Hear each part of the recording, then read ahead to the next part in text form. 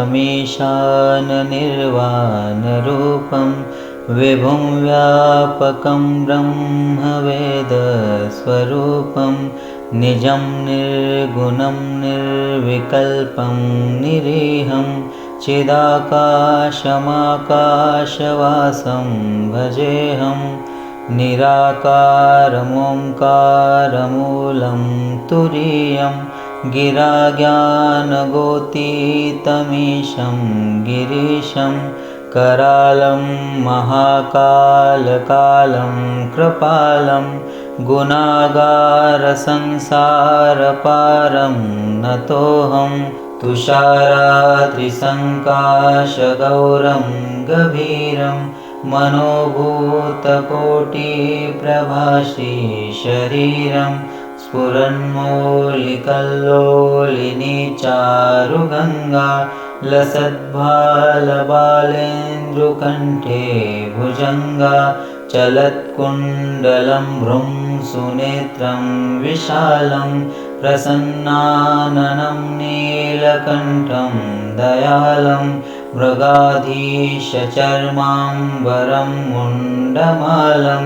प्रियं शङ्करं सर्वनाथं भजामि प्रचण्डं प्रकष्टं प्रगल्भं परेशम् अखण्डम् अजं भानुकोटिप्रकाशं त्रयशूलनिर्मूलनं शूलपाणि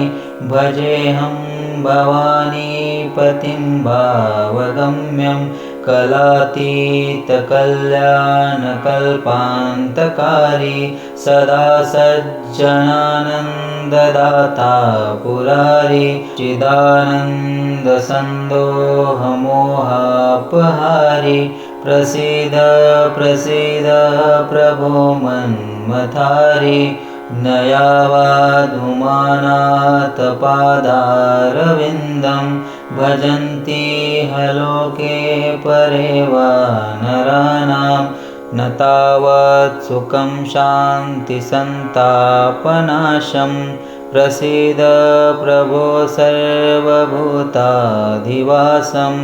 न जानामि योगं जपं नैव पूजां नतोऽहं सदा सर्वदा शम्भुतुभ्यं जराजन्मदुःखो गतातप्यमानं प्रभो पाहि आपन्नमामेश शम्भो।